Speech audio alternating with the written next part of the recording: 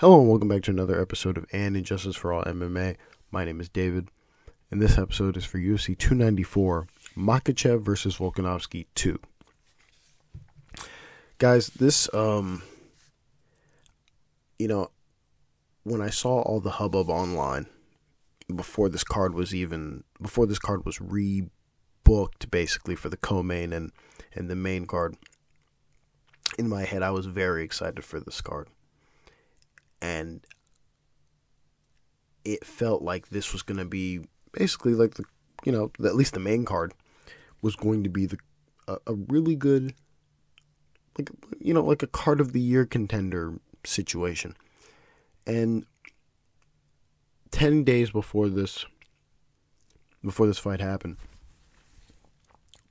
two fights basically fell out.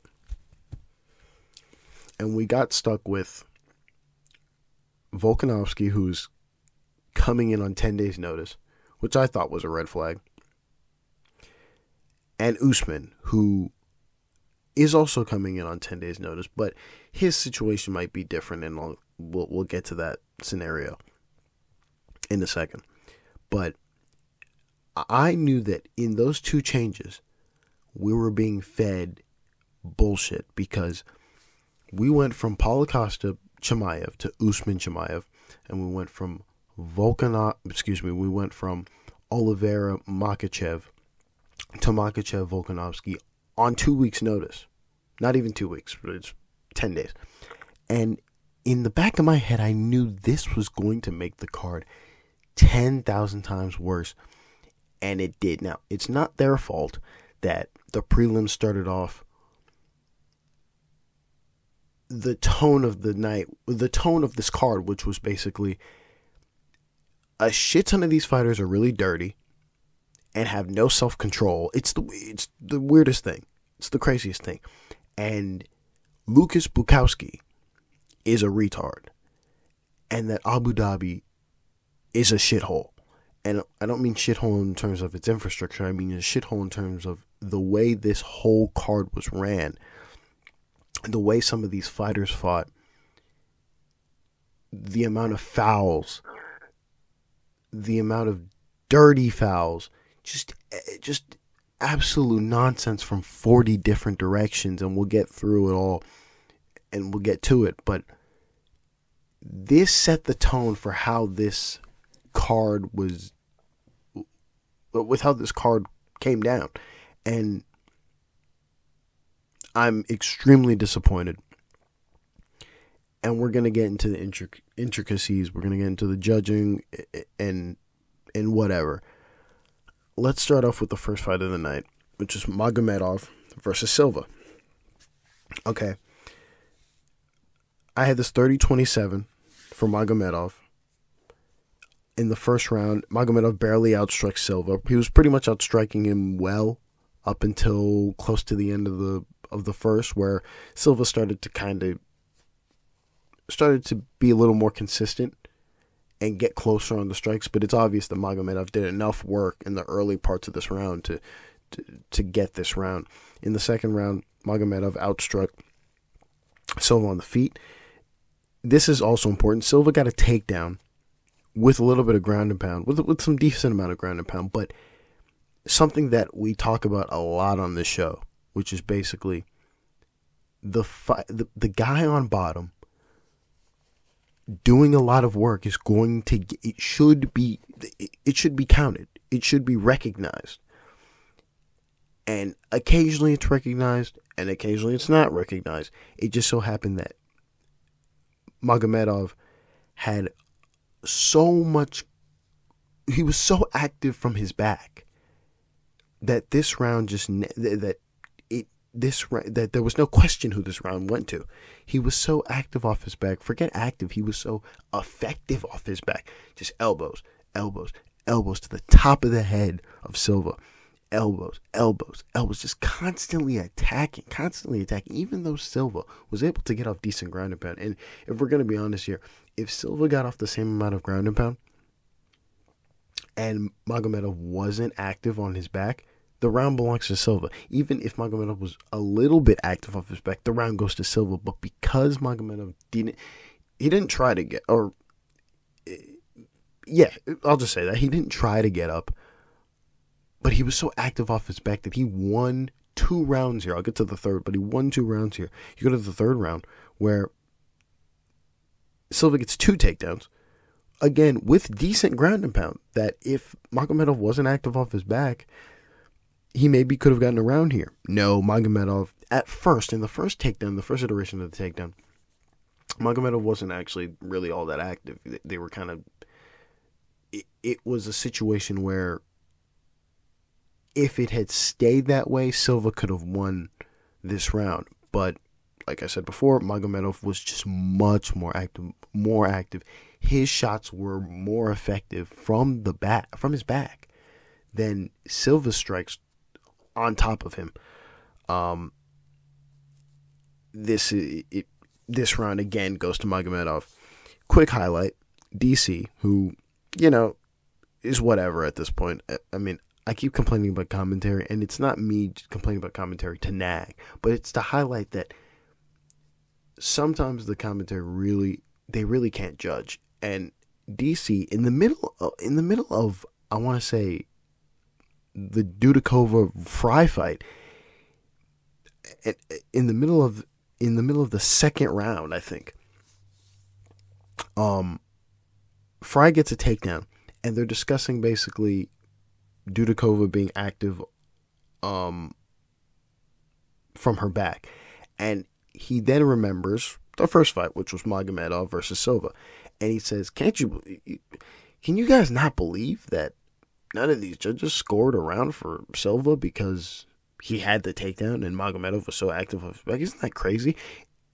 He says that, not realizing that Magomedov was active off of his back.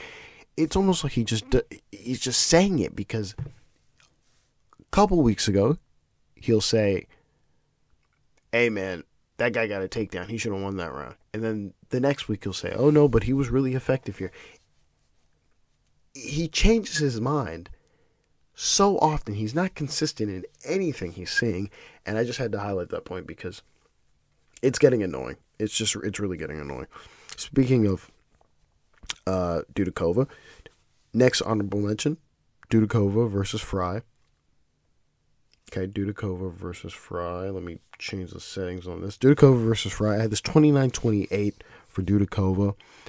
First round and the third round I gave to Dudakova. I put a close marker on the second round, but I gave that round to Yahya Frey. In the first round, in the very first round, Dudakova outstruck and dropped Frey. It was very close on strikes up until Dudakova dropped Frey, which was in the waning seconds of the first round. She dropped Frey, and then she landed a couple extra strikes. Clearly her round. Second round, Dudakova outstruck Frey on the feet. Frey had a takedown with some ground and pound, but Dudakova was pretty active off of her back. It's a close round, and the only reason why I gave it to Frey is because it's not as though Dudakova outstruck her by a lot on the feet. She outstruck her, I want to say, fairly well. Enough to where you could argue the round for Dudakova. Halfway into the second round, Yahya Frey gets the takedown. She gives out a decent amount of ground and pound, but Dudakova is active on her back. You can argue the round really for Frey or for Dudakova. So honestly, you can argue a 30-27 for Dudakova. And then in the third round, Dudakova just avoided getting taken down and outstruck Frey on the feet pretty clearly. That's where you get my 29-28. You go to the judges' scorecards. You go to the judges' scorecards, and you have Derek Leary, his scorecard reflects mine. David Letteby's scorecard reflects mine. And Serzi Woj, I'm going to call him Woj, his scorecard reflects mine. Also in that first fight that I missed, Magomedov versus Silva, all three, the judges, Ben Carlin, Vito Paillo, and Daryl Ransom, their scorecards reflect mine as well. I just wanted to highlight how close that second round for the Dudakova Frey fight was. Next honorable mention, and here's where we get into the craziness. Here's where we get into the real fuck shit, okay? Wood versus Naimov. Now, I don't know if... I don't know if I'm misremembering Naimov, but I saw him and I instantly thought, he's the guy who fought in the Apex, who was a little dirty. Now, I don't remember if it was him or the other fighter that comes from his country. But this fight is crazy in the sense that this ref did not take a point away. Two really bad nut shots, and no point was taken away. This fight should be ruled a draw off the veracity of the nut shot. It should be ruled a draw. Get a point taken away in the second round, making that a 9-9 round. And if Wood does the same thing, who knows, right? You know, how people get their points taken away and then they fight a little differently. But just based off of the scorecards we have currently, it should be a 28-28. Or, excuse me, a 28-28. But we don't get that. So we just go off of what we have, which is Wood versus Naimov. 29-28 to Naimov. The first two rounds to Naimov. Last round obviously goes to Wood. Now, in that very first round, both of them got dropped. But Naimov outstruck Wood with ground and pound. So basically, essentially, at the start of the round, Wood gets dropped. Naimov is outstriking him with some ground and pound here. They get back on the feet. They're kind of trading a little bit. And then out of nowhere, boom, Wood drops Naimov, but he doesn't give enough ground and pound. So essentially, they both have instances where they're both dropped, but Naimov is the one who outstrikes him in total in this round. That round goes to Naimov. You go to the second round. Okay, you go to the second round, and I don't know if it's the second round. It's the second round where the nut shot happens, right? There's one nut shot that happens in the first round, and then there's one, I believe, that happens in the second. Or I think both happen in the second, I'm not sure. I think one happens in the second, one happens in the first. Can't remember that far back, but you go to the second round where Wood gets a takedown. Naimov gets up. He gets two takedowns with ground and pound for about 2+ minutes. He's on top of him, and he's giving out good ground and pound for 2+ minutes. That round goes to Naimov. And then in the third round, Wood needs a finish. Naimov gets a takedown. Wood gets up from the takedown. The takedown is basically null and void, and he outstrucks and hurts Wood. Wood gets up and outstrikes Naimov pretty badly. That round belongs to him. I don't want to say he almost finishes him, but he catches him so many times that you're kind of thinking, oh man, it's a possibility of a finish. This fight was marred just by the fact the inconsistency of the commission and this ref of just going, this was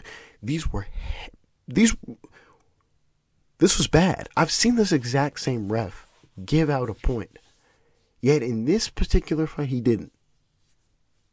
Very interesting. Two bad nut shots. Nothing. Absolutely nothing. It's gross. Really, really, really fucking gross. So there's that. We go to the next honorable. Before we go to the next honorable mention, we go to the judges' scorecards. Obviously, Vito Paillo, Daryl Ransom, and Clemens Werner all scored the same way as me, 29-28 for Naimov. Next honorable mention. This is a very interesting one. Very interesting one. Another fight that is, in my view, a little marred by inconsistencies. Now, I scored this, and there's a tale of, there's a tale of two things going on here. Azaitar versus Dumas. I had this 29-28 for Azaitar. 29-28 for Azaitar. Last two rounds for Azaitar. Now, the reason why I don't think this is a robbery and it's just in the honorable mentions is because, one, I'm glad Dumas won. And the reason why I'm saying that isn't because I'm rooting for him. I'm glad Dumas won because of the amount of illegal strikes that were hit on Dumas by Azaitar. So let's start with the first round. Okay. Dumas gets a takedown. right? They're kind of striking on the feet for a little bit, and then they're kind of tangled up, and Dumas gets basically what I say is, I think is his only takedown of the entire fight, and in a way he kind of gets it by accident. So he gets this takedown, he's on top of him for pretty much the rest of the round, 3+ minutes with decent ground and pound. It's okay, decent ground and pound. Azaitar, on the other hand, is active from the bottom, but the majority, if not all of his strikes from the bottom, are all illegal. Guys, when I tell you that this card is stupid, this card is dumb. You have Herzog, who by the commentaries praised as the best in the business. I'm not saying he's not a good judge, a good ref. He's an incredible ref. But where is the consistency on the fouling?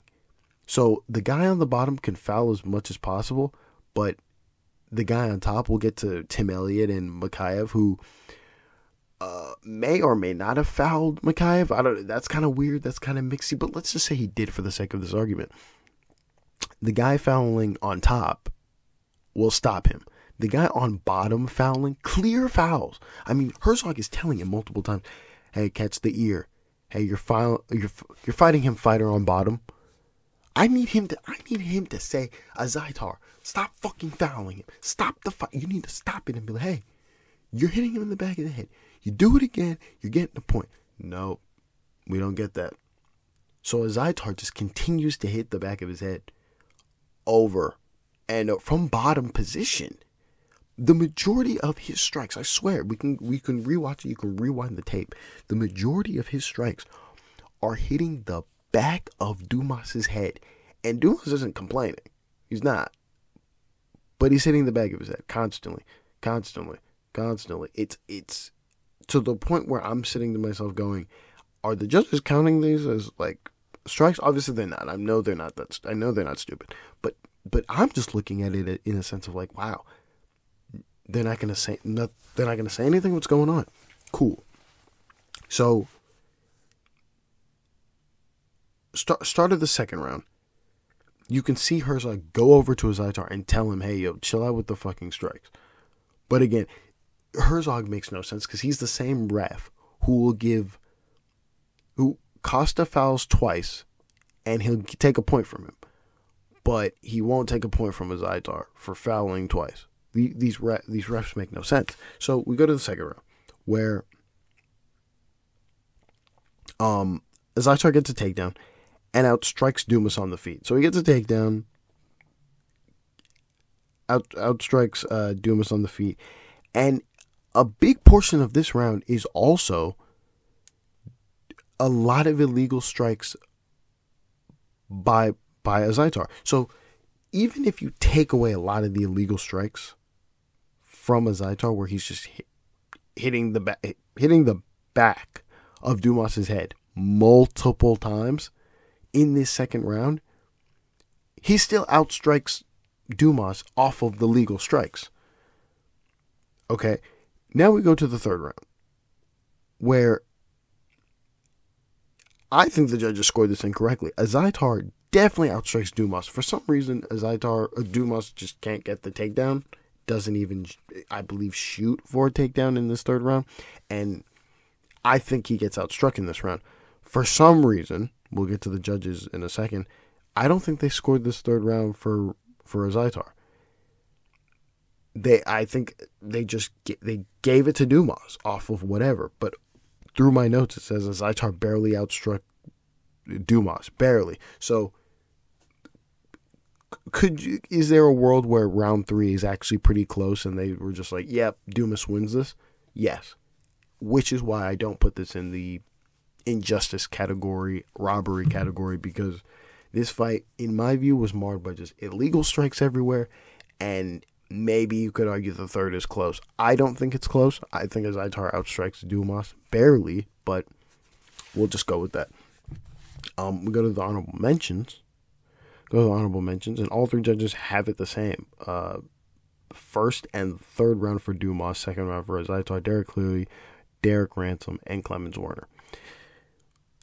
Next honorable mention, again, illegal strikes everywhere. Basharat versus Henry. Basharat, who's a really good fighter. A really good fighter. Again, some of these guys, they just, I don't know what it is.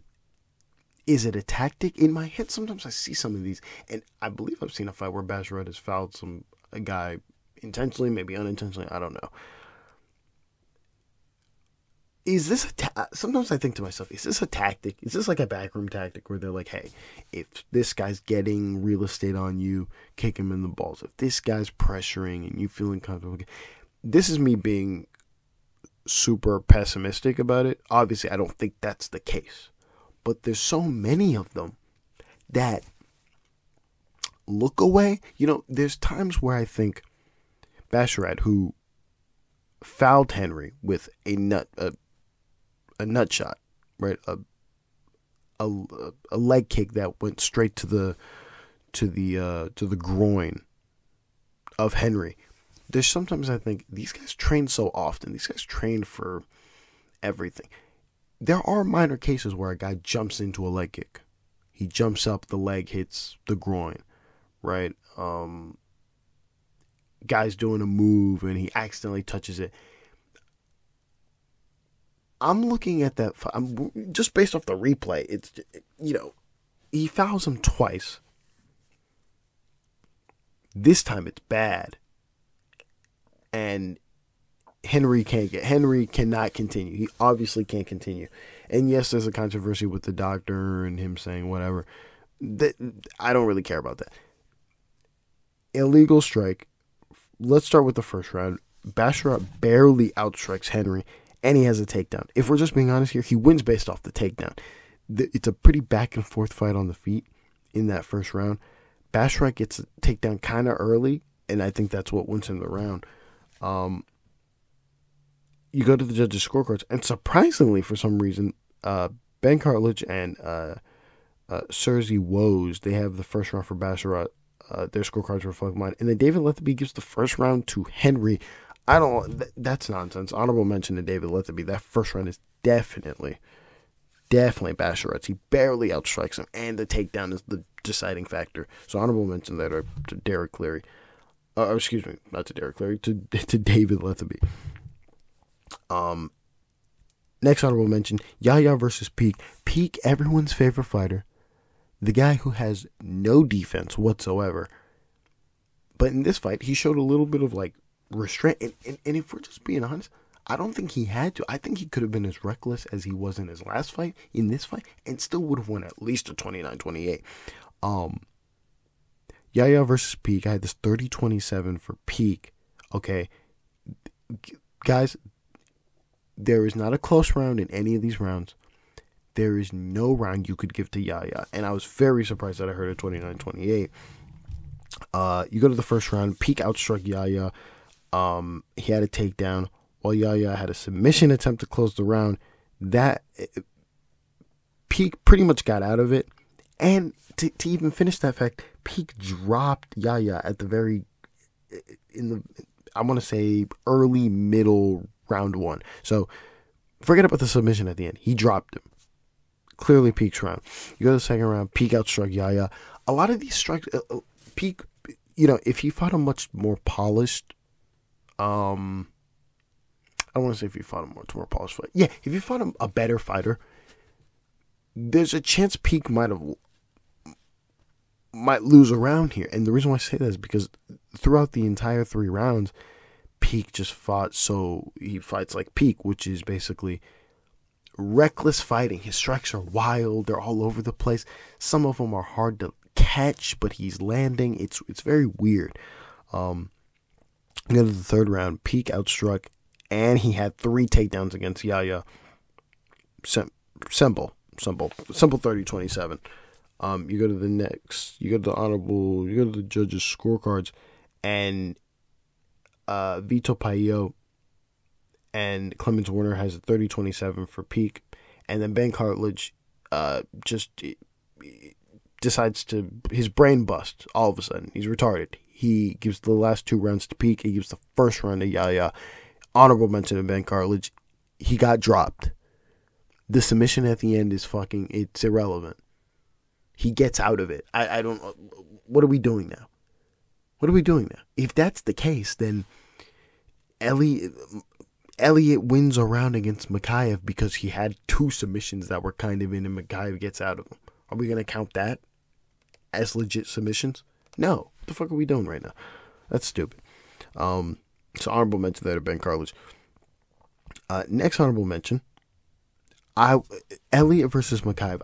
Listen, if you've listened to this before, you know that there are many fighters that I don't like. There's many styles, not styles. That's the wrong word. There are many fighters that I don't like for multiple reasons. One, I don't like Jailton Almeida because he can't strike, and all he does is take down people and lays on them. He legit lays on them, and then finds a submission out of his ass. That's pretty much Jailton Almeida. Yeah, he's a boring person to watch. And then it's Muhammad Mokaev, who I've complained about many times because of his lack of activity. But this fight, I don't want to say made me a fan, but when he won, I was clapping. I was very happy for him. And the reason why is because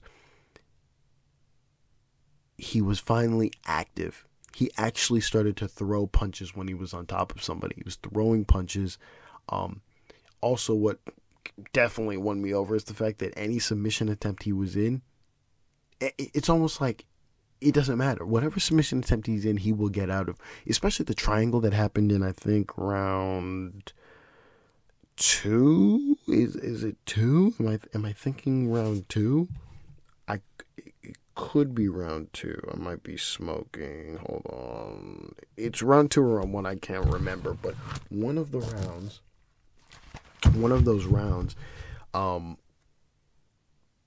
when he was locked in the triangle, he couldn't get out of that. He wasn't going to get out. He maybe could have because his head looked like it was kind of getting up, but who knows? Who really fucking knows?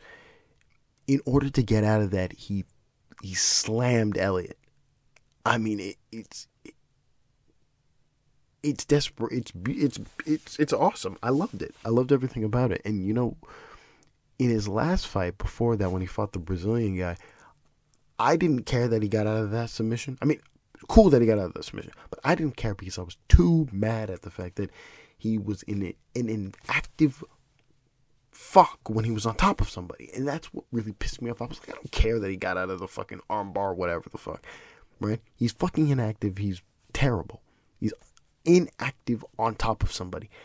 And finally, this fight, he was very active, and I was very happy with Mokaev winning by submission in the 3rd round. So we go to the 1st round. Okay, 1st round, 10-9 to Mokaev.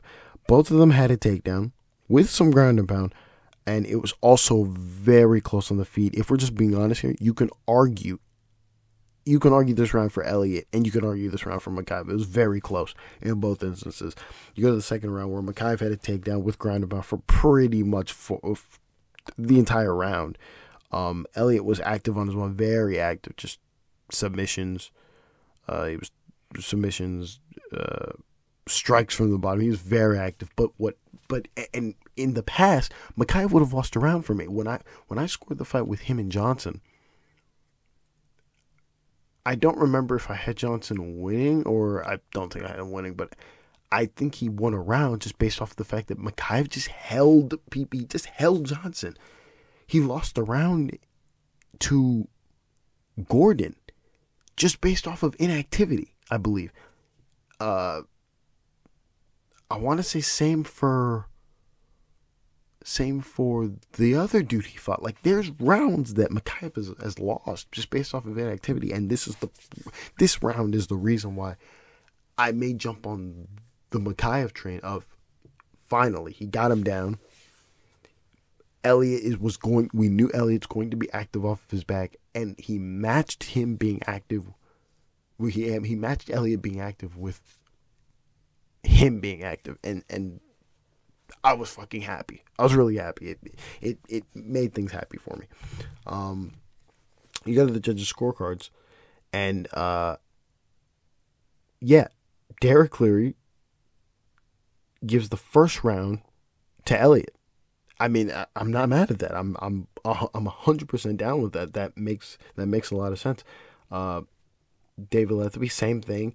Daryl Ransom, same thing. All three judges gives the first round to Tim Elliott. So they saw what I saw, which was that it was close. Now, I still gave the first round to Mokaev just based off the fact that I think he got the second. He was on top of him a little longer, a little bit more ground and pound. Very close on the feet. Both of them had the same instances of ground and pound, but I believe Mokaev was on top of Elliott a little longer, hence why I gave him the round. But I'm glad they, you can argue the round for Tim Elliott. You go to the second round where it's a lot more clear, but the judges were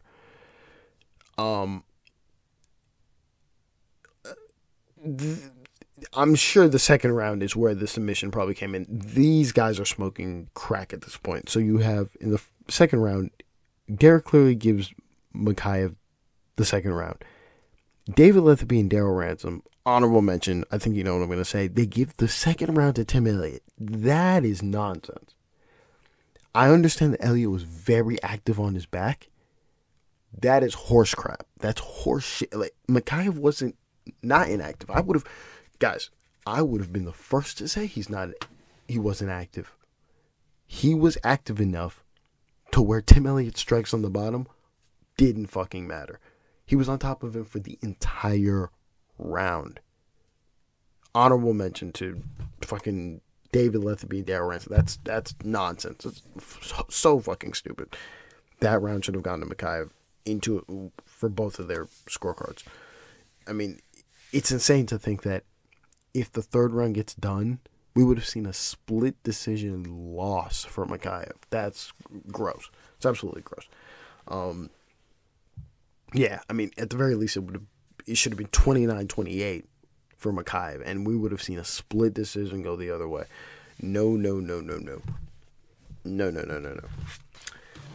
Next honorable mention, we go to Ankalaev versus Walker. Now, this fight ends in a no contest, and full disclosure, I was watching this card. I watched the prelims at home, and then I went to a bar to go see the rest of the card. Now, if you've ever been to a bar to watch the fights, you can't hear the audio, so I'll have to rewatch this and listen to the audio. But Ankalaev versus Walker starts off pretty straight on the feet. They're kind of going back and forth, and then Ankalaev starts to outstrike him a little bit, and boom, gets the takedown. Walker's trying to get back up, and I believe Ankalaev attempts to land a knee to the chest of Walker. Instead, even on the replay, on before the replay, so live, it hits his chest, but you can see Walker's head kind of go up, right? So it obviously hits his chin. On the replay, it looks like it hits its chin. So I'll say it hits its chin. Stops for a second. Doctor comes in. Again, I'll have to see the audio, but I don't have it right now. Walker, I'm assuming what happens is, and again, I haven't watched this, so give me some grace. I'm assuming what happens is Walker gives the doctor a not good answer, and the doctor then tells the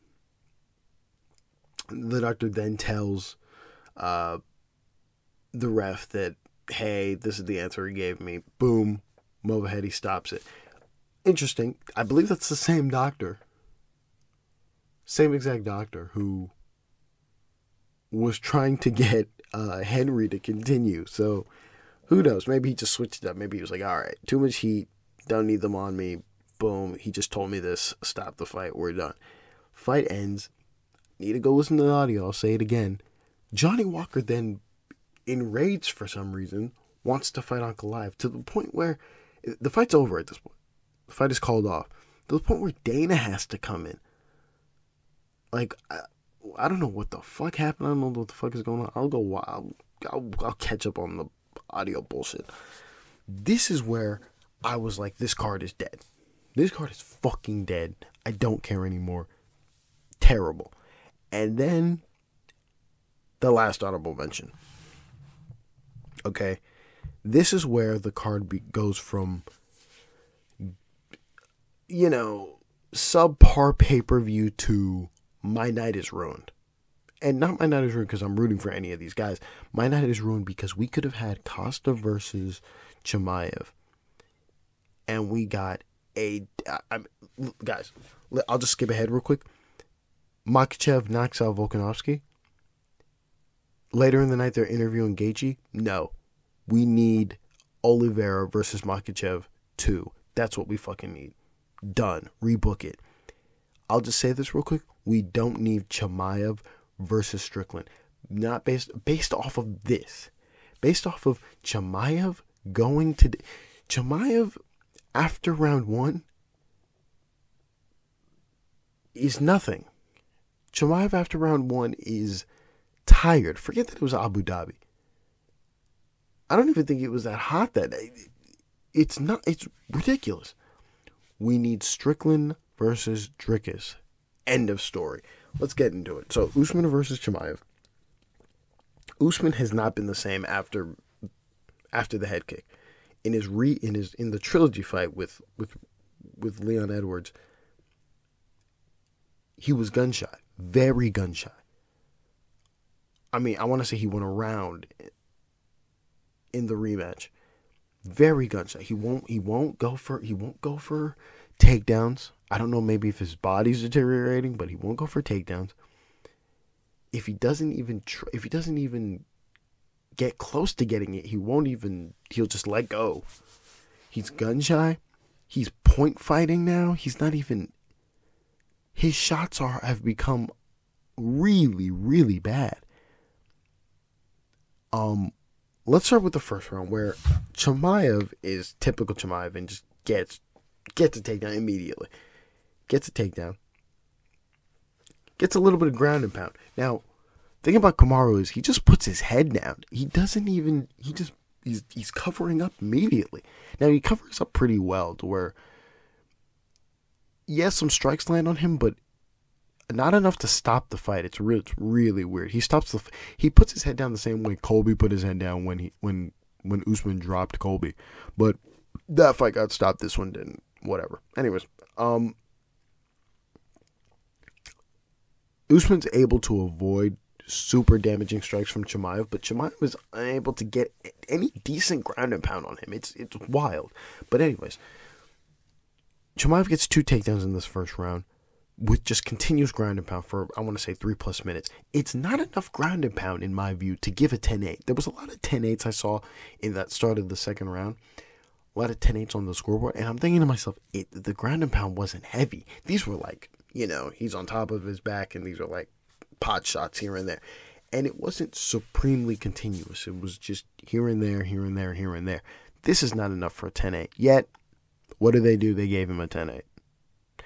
So, that's what happened in the first round. You go to the second round where Usman barely outstrikes Chimaev on the feet. He's barely outstriking him. Chimaev gets a takedown in the last seconds of the round, and it's just not enough. It's not enough in my view. It's close to where if you were cute, you could argue the round for Chimaev. You could, but Usman wins this round solely based off of that.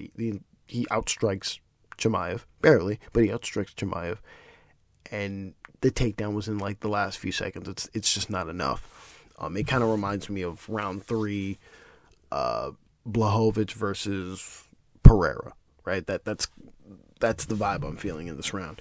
You go to the third round. Before the Chimaev takedown, Usman is again barely outstriking Chimaev. And I think that's the theme here, is when Chimaev feels like he's getting outstruck, boom, he just goes for the takedown. This time it's advantageous for him. But, again, another reason why I don't know if we'll blame COVID for the 17th time. And we'll just go, Chimaev is still feeling the effects of COVID. He can't last past the first round. He just can't. He can survive. He just can't last. He's not well after the first round. But back to the fight. Usman is barely outstriking Chimaev on the feet. This is, now we're getting into, like, I want to say the 2-minute mark of the third round, somewhere around there. Chimaev gets a takedown, lands enough ground and pound to really nullify what happened on the feet. And at that point, 35 seconds left, they get back up.